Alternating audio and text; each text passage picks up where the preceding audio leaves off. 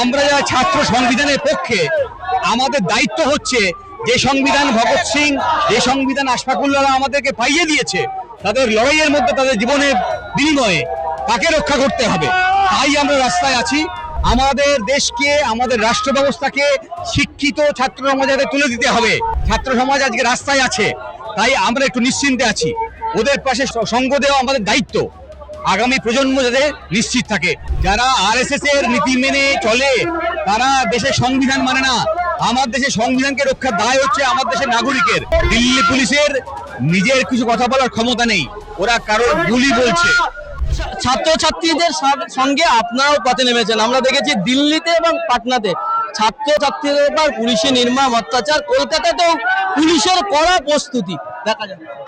দেখুন, যারা স্বাধীনতায় বিশ্বাস করে তারা এই রাষ্ট্রীয় ক্ষমতা দিয়ে ছাত্রদের উপর নিপীড়ন করে না।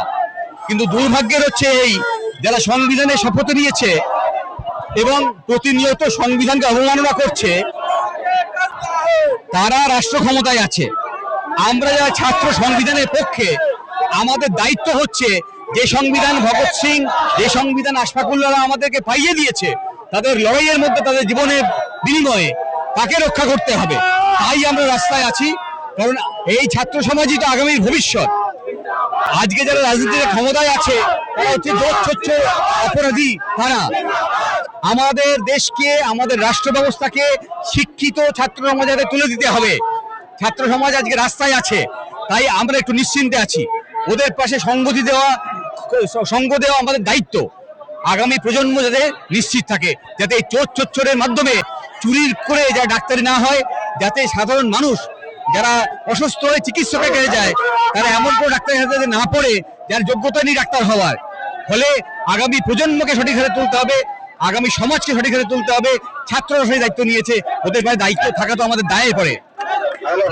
ছাত্ররা পথে নামছে, তখন বিজেপির লোকজন বলছে এরা হচ্ছে টুকরে টুকরে গ্যাং। বিজেপিরা অসভ্য, ওদেরকে নিয়ে কথা বলার কোনো দরকার নেই।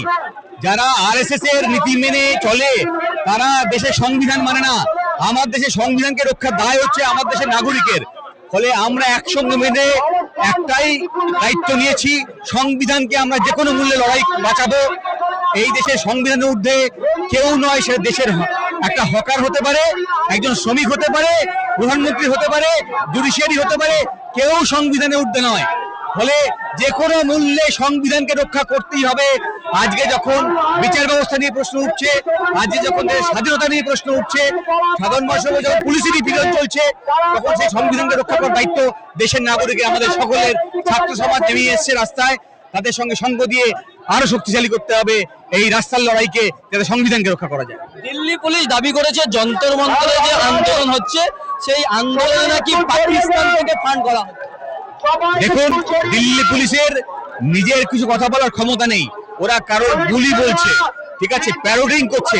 আমাদের ওদের কথা জবাব দিয়ে লাভ নেই। আসলে ওটা নরেন্দ্র মোদীর কথা, আসলে ওটা বিজেপির কথা, আরএসএস এর কথা।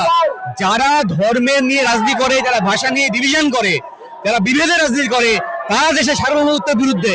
আমরা ছাত্র সমাজ যারা নেমেছে, তারা সংবিধান রক্ষার লড়াইতে নেমেছে, দেশের সার্বভৌমত্ব রক্ষার লড়াইতে নেমেছে।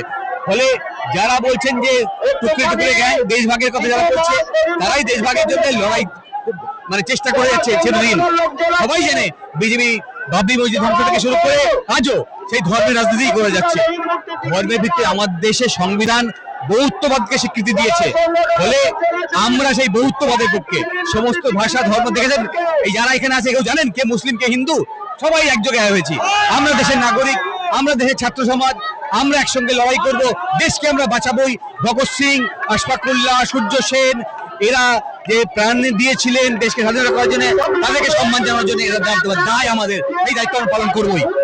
নরেন্দ্র মোদী প্রধানমন্ত্রী মধ্যরাতে ফেসবুক লাইভে এসে বলছেন যারা অন্যায় করেছে তাদের শাস্তির ব্যবস্থা করব। আমি যে মানুষ সমাজের অংশ হয়ে অমানবিক আচরণ করে, পশুর মতন আচরণ করে, তাকে নিয়ে একটা মন্তব্য করতে রাজি নই। আমরা এখানে মানুষের রাস্তায় নেমেছি সংবিধান বাঁচানোর জন্য। যারা মনুষ্য জাতির অংশ, তাদেরকে নিয়ে দুটো কথা বলতে পারি, বাকিদের নিয়ে নয়।